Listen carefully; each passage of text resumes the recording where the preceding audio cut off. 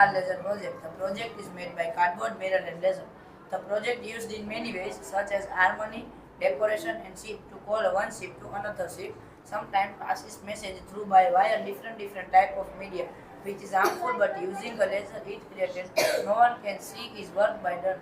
The project with through a one light to one mirror, it is reflected to another mirror, it creates a star. The project is also used by fisheries to pick a fish. The fishermen made a star and fish created. Thank you. हमारा project नाम nature reflection છે આ project રજૂ કરે છે કાચ પત્રકો lens બૈરીગો lens વડે થતા પ્રકાશનું પરાવર્તન અને વક્રી ભાગ ડેટા થાય છે જ્યારે લેઝરને સીધા પાડે મૂકે ત્યારે માત્ર પસાર થાય છે બાકી અલગ અલગ માધ્યમો અલગ અલગ રીતે દર્શાવે છે જેનો ઉપયોગ ઘણી બધી જગ્યાએ થાય છે દાખલા તરીકે નેવી અને એરફોર્સમાં થાય છે અલગ અલગ રીતે લાઇટ દર્શાવે છે જેમાંથી અલગ અલગ ડિઝાઇન બને છે આ એક 3D હોલોગ્રામ છે આ જગ્યાએ જોવો છો તમે અહીંયા તમે ફોન તમે ટેબ્લેટ તમે સ્ક્રીન આવશે અહીંયાથી એનો જે રિફ્લેક્શન છે એ કાચ પર પડશે અને તમારા આંખ સુધી પહોંચશે એટલે તમને એક 3D ઇમેજ જોવા મળશે. નમસ્તે, આજે તમારી સામે અમે આ એક સિક્યુરિટી આવા પ્રોજેક્ટ રજૂ કરીએ છીએ. તમે કેટલાક કિસ્સાઓમાં સાંભળ્યું હશે અથવા તો જોયું હશે કે કોઈ ઘરની બેંકમાં અથવા તો કોઈ જાહેર માલ મિલકતમાં ચોરી થાય છે. તો આ બધી બાબતોને ધ્યાનમાં રાખીને અમે પ્રોજેક્ટ બનાવ્યો છે. આનો ઉપયોગ ઘર, જાહેર માલ મિલકત અને આનો ઉપયોગ આજે બોર્ડર સિક્યુરિટી માટે પણ થાય છે. ડેમો જોઈ લઈએ આપણે. Light of. આ લેસર કટ થશે. હોલોગ્રામ જોઈ શકો છો તમે. આ બાજુ જો આ હોલોગ્રામ માં જ્યારે જઈએ છીએ આપણે તો આવી રીતે લાઇટિંગ આપણે જોઈએ જ છે. પ્રિઝમ વડે થતું પરાવર્તન. Next star. You can see star. બધા મિરર માં રિફ્લેક્શન પડે છે અને સ્ટાર ક્રિએટ થાય છે. ઉપરથી તમને સ્ટાર ફોર્મેશન દેખાશે. Light on. Thank you. Good. પુલ છે. આ પુલને ઓછા કોસ્ટમાં અને ઓછી જગ્યામાં બનાવવામાં આવે છે. જો કે આપણે નોર્મલ પુલ પણ બનાવી શકીએ, પણ નોર્મલ પુલને જગ્યા પણ વધારે પ્રમાણમાં જોઈએ અને કોસ્ટ પણ વધારે પ્રમાણમાં લાગે છે. અને એના બે પિલર જે પાણીના અંદર હોય છે, એટલે કે પાણીના અંદર અને પાણીમાં જ્યારે નદીમાં ગમે ત્યારે પૂર સુનામી આવી શકે છે અને પુલને ડેમેજ થવાની સંભાવના વધી જાય છે. અને આ પુલને બે ભાગમાં વહેંચવામાં આવ્યો છે. જ્યારે સીપ આવવાનો સમય થતો હોય ત્યારે આ પુલ હાઇડ્રોલિકના મદદથી ઊંચો થઈ જાય છે અને સીપ આસાનીથી પસાર થઈ શકે છે. અને પુલની બંને બાજુ પર સિગ્નલ લગાવેલો છે. જ્યારે પુલ નીકળે ત્યારે રેડ સિગ્નલ થાય છે અને જ્યારે પુલ નીચે થાય ત્યારે ગ્રીન સિગ્નલ થાય છે. કાર ચાલકને સંકેત આપે છે કે તે આસાનીથી પુલ સાફ કરી શકે. આ મેં ટેમ્પરેચર માપવાનું મશીન બનાવેલું છે. આ ટેમ્પરેચર વાય છે, આ ટેમ્પરેચરની સર્કિટ છે ને આ બજર છે. અત્યારે અગરબત્તીને અડાડીશ એટલે 27 ડિગ્રી ટેમ્પરેચર છે. જેવું આ ટેમ્પરેચર 27 થી 27.5 ડિગ્રી જશે એવું બજર વગરનું શરૂ થઈ જશે. આનો મેઇન જે મોટી કંપની હોય તેમાં જાય, કારણ કે મશીન હોય, મશીન ઓવરહીટ થઈ જાય તો તેમાં આગ પણ લાગી શકે છે. તેથી દરેક મશીનવાળી જગ્યા ઉપર આ મશીનને લગાડવામાં આવે છે. લિફ્ટનો ઉપયોગ થતા તમે ઘણી જગ્યાએ જોઈ છે. લિફ્ટનો ઉપયોગ વધારે પડતો તમે મોટી બિલ્ડિંગોમાં, મોટી સ્કૂલોમાં તથા મોટી હોસ્પિટલોમાં થતા લિફ્ટનો ઉપયોગ વધારે પડતો જે વૃદ્ધ હોય છે, જેમના કોઈ પોતા નથી, તે સરળતાથી ઉપર જઈ શકે અને સરળતાથી નીચે ઉતરી શકે તે માટે લિફ્ટની વ્યવસ્થા મૂકવામાં આવેલી હતી. Thank you.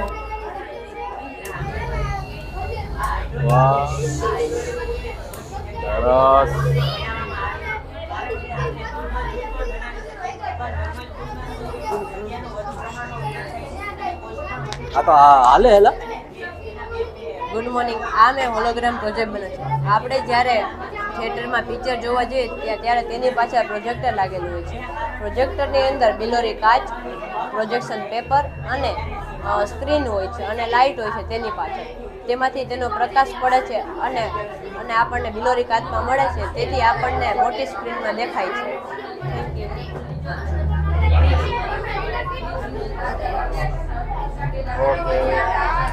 बताइए क्या और अरे नीचू जाए कि नहीं जाए?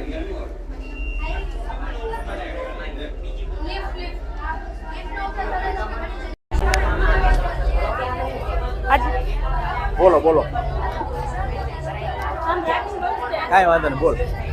આજનો મારો પ્રોજેક્ટ ગ્લોબલ વોર્મિંગનો, જેમાં જેમાં જલ પ્રદૂષણ અને જમીન પ્રદૂષણ થતું હોય તેને ગ્લોબલ વોર્મિંગ કહે છે. જો આપણે પ્રદૂષણ કરવાનું બંધ નહીં કરી તો આપણે ભૂકંપ જેવી અસંખ્ય કુદરતી આપત્તિઓનો સામનો કરવો પડશે. આથી લોકો સોલાર અને પવનચક્કીનો ઉપયોગ કરે છે, જેથી પ્રદૂષણ ના થાય અને વીજળી પણ પૂરતા પ્રમાણમાં મળતી રહે. Thank you. ઓકે.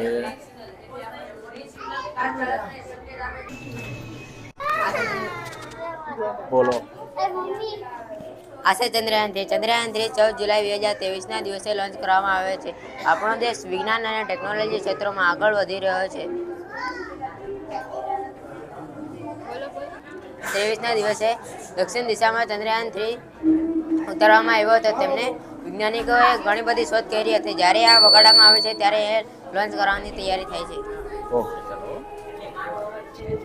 આ આપણું સ્વરમંડળ છે. આપણા સ્વરમંડળમાં કુલ 9 ગ્રહ છે. 9મા ગ્રહનું નામ પ્લુટો છે. તેને આપણા સ્વરમંડળમાંથી કાઢી નાખવામાં આવેલો છે. તેના કારણેથી હવે આપણા સ્વરમંડળમાં કુલ 8 ગ્રહ છે. 8 ગ્રહ છે. શું તમને ખબર છે આપણા સ્વરમંડળમાં એક મોટો વિશાળ તારો પણ છે? તે તારાનું નામ સૂર્ય છે. સૂર્ય બધા ગ્રહોનો રોશનીનું મુખ્ય સ્ત્રોત પણ છે. સૂર્યના બધાથી નજીકમાં નજીક આવેલ ગ્રહનું નામ બુધ છે. તે પછી શુક્ર અને તે પછી આપણી પૃથ્વી આવેલ છે. તમે તો પૃથ્વી વિશે જાણો જ છો. તે પછી મંગળ, ગુરુ, શનિ, યુરેનસ અને નેપચ્યુન જેવા ગ્રહો આવેલા છે. Thank you. વાળામાં થાય બરોબર.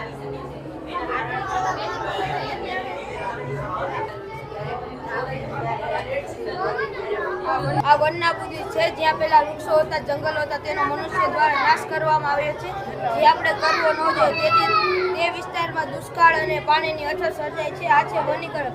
જ્યાં પહેલા જમીન સાવ વિરાન હતી ત્યાં કંઈ હતું ને પછી ત્યાં વૃક્ષો વાવીને વૃક્ષારોપણ કરીને ફરીથી જંગલનું નિર્માણ કરવામાં આવ્યું છે. તેથી ત્યાં પાણીની અછત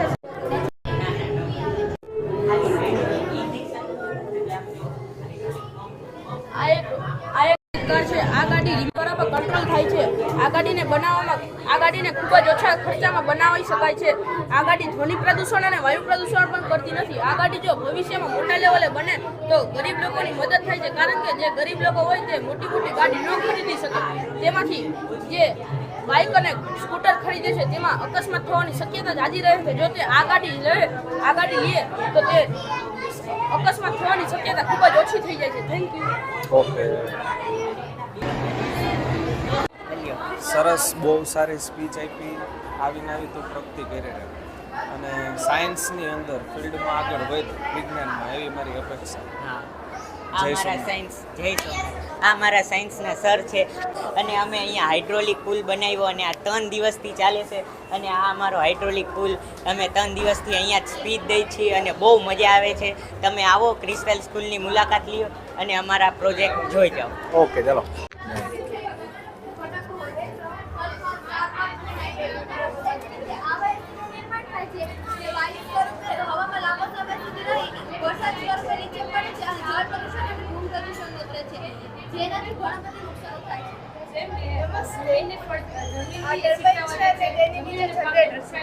જ્યારે રસ્તા પરના વાહન આવતા જતા હોય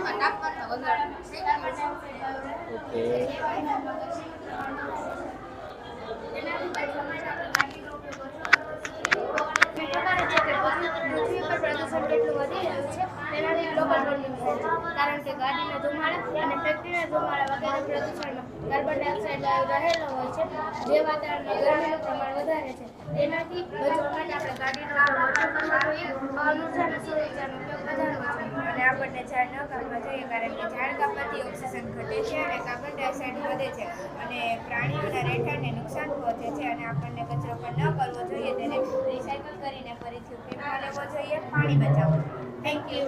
ઓકે. આજના આપણા પ્રોજેક્ટનું નામ છે એટમોસ્ફિયર, જેને આપણે વાતાવરણના સ્તરથી ઓળખાય છે. જેમાં 5 લેયર્સ આવેલી હોય છે. ટ્રોપોસ્ફિયર, સ્ટ્રેટોસ્ફિયર, મેસોસ્ફિયર, થર્મોસ્ફિયર, સૌથી છેલ્લે બીજી લેયરની તેમાં ઓઝોન લેયર આવેલું હોય છે અને ગાબડા પર છે કારણ કે સૂર્યનો પ્રકાશ સીધો ગાબડા પર સાથે પૃથ્વી ઉપર આવે છે અને જીવસૃષ્ટિને નુકસાન કરે. કિલોમીટર અહીંયા 10,000 સુધી હોય છે. ત્યાર પછી ગુરુત્વાકર્ષણ પર ખાસ કામ છે. ઓકે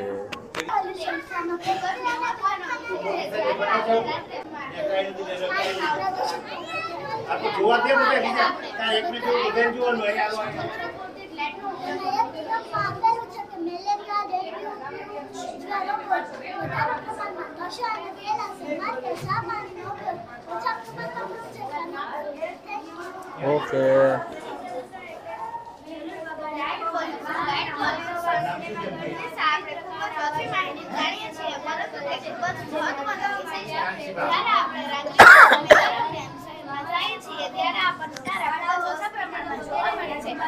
કારણ છે કે લાઇટ પોલ્યુશન આપણી સાથે સાથે પ્રાણીઓ અને પશુઓને પણ ખૂબ જ નુકસાન કરે છે. આપણે જેમ કે આપણે ખૂબ જ લાઇટમાં રહેવાથી આપણે માથાનો દુખાવો, આંખમાં રોશની થોડી વાર જવી એવું લાગે છે. જેનું કારણ છે કે લાઇટ પોલ્યુશનને અટકાવવા માટે છોટી લાઇટનો ઉપયોગ કરવો જોઈએ. મોકો મળે નહીં આવેલું જવાનું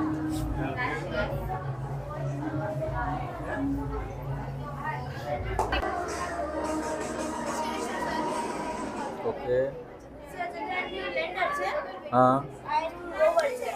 લેન્ડરના વિક્રમ છે, રોવરના પ્રજ્ઞાન છે. ચંદ્રયાન જે પોઈન્ટ ઉપર લેન્ડ કર્યું હતું કોઈને શિશુક્તિ પોઈન્ટ કહેવાય છે. હા ચંદ્રયાનથી આપણે 14 જુલાઈ 2023 ના લોન્ચ કર્યું હતું. 23 ઓગસ્ટ લેન્ડ કરાવ્યું હતું. ઓકે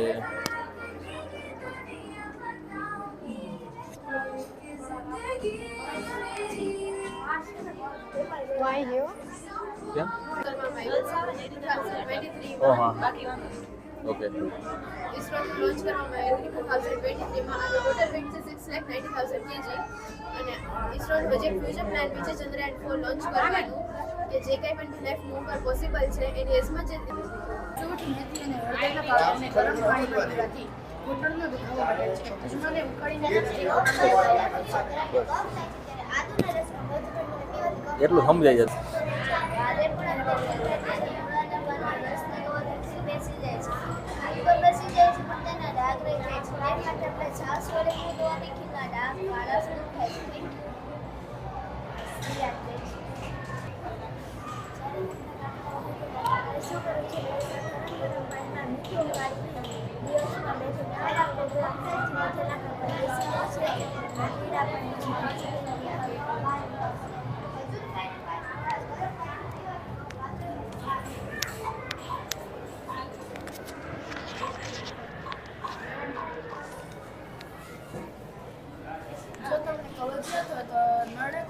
ગરમ પાણી પીવાથી કબજિયાત મટે છે. રાત્રે સૂતી વખતે 1-2 સંતરા ખાવાથી કબજિયાત મટે છે. ગરમ પાણીમાં 1 ચમચી આદુનો રસ, 1 ચમચી લીંબુનો રસ અને 2 ચમચી મધ નાખીને પીવાથી કબજિયાત મટે છે. સરસ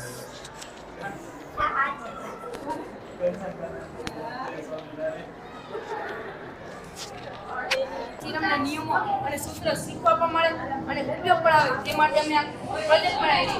હેલિકોપ્ટરથી બિલ્ડિંગ સુધીમાં વસ્તુની અંદરથી ભાગો આવેલા હોય છે તેના વિશેના પ્રોજેક્ટ બનાવેલા છે. જેમ કે ત્રિજ્યા, વ્યાસ, મુખ્ય કેન્દ્ર, જીવા, પરિઘ, વૃત્તાંશ વગેરે. Thank you. Okay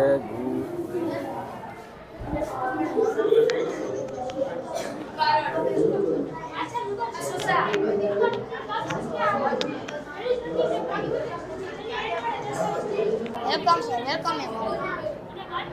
my project name is my maths. કાંઈ વાંધો નહીં, જેના ધ્યાનમાં જોયા હશે કે મેથ્સની અંદર જુદા જુદા આકારો અને જુદી જુદી નિશાની હોય છે. જેમ કે ચોરસ, લંબચોરસ, ષટકોણ, ત્રિકોણ વગેરે. જેમ કે આપણે નિશાનીઓની તુલના કરીએ તો પ્લસ, માઇનસ, ગુણાકાર, ભાગાકાર, અનિયમિત આકાર, વર્તુળ તે બધા જ ઓકે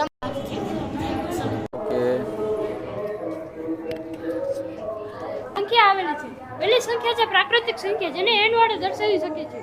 બીજી છે પૂર્ણ સંખ્યા જેને w વડે દર્શાવી શકે છે. ત્રીજી સંખ્યા છે પૂર્ણાંક સંખ્યા જેને ઝેડ વડે દર્શાવી શકાય છે.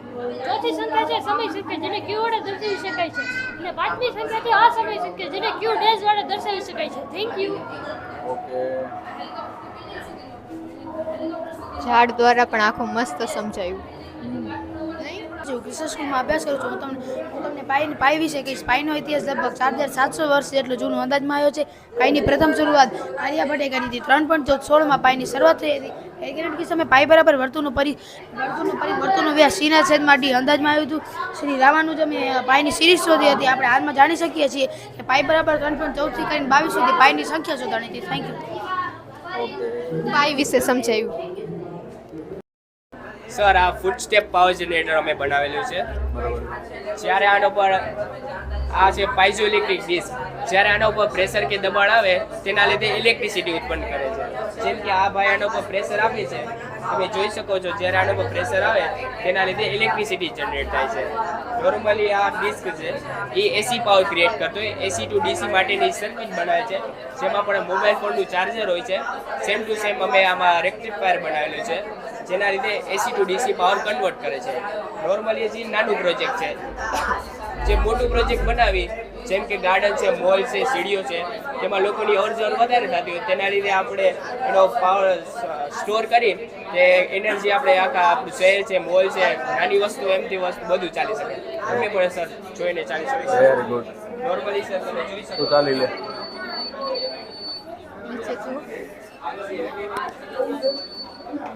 આપણે એના ઉપરથી હાલીએ એટલે લાઈટ થાય. એકવાર હાલો. વાહ, નાઈસ. ગુડ. હો. પીઝો ઇલેક્ટ્રિક છે. આ છે પીઝો ઇલેક્ટ્રિક. જ્યારે એની ઉપર પ્રેશર આપવામાં આવે તો પ્રેશરથી ઇલેક્ટ્રિસિટી જનરેટ થાય. AC voltage. એસી વોલ્ટેજ આ સર્કિટ છે. સર્કિટમાં એસી વોલ્ટેજ સ્વરૂપે જાય, ડીસી વોલ્ટેજ સ્વરૂપે એલઈડીને પ્રકાશિત કરે. જેટલી પાવર જેટલો પ્રેશર આવે એટલી એનર્જી ઉત્પન્ન થાય. આમાં ઇકો ફ્રેન્ડલી છે. બેટરી કે સેલનો કાંઈ ઉપયોગ નથી. ભીડભાડવાળી જગ્યામાં લગાડવામાં આવે તો મોટા પ્રમાણમાં ઇલેક્ટ્રિસિટીનું ઉત્પન્ન કરી શકે. આને સ્ટોરેજ પણ કરી શકે. Okay, good. ઇલેક્ટ્રિક વિશે હે બધું. આ પ્રોજેક્ટનું નામ છે બ્લાઇન્ડ સ્ટિક. જ્યારે કોઈ પણ અંધ વ્યક્તિ રસ્તા ઉપરથી ગુજરતો હોય છે ત્યારે તેની સામે કોઈ પણ વસ્તુ આવી જાય છે, છતાં પણ તેને ખબર હોતી નથી. ઘણી વાર તે વસ્તુ ઉપરથી અથડાઈ પણ જાય છે.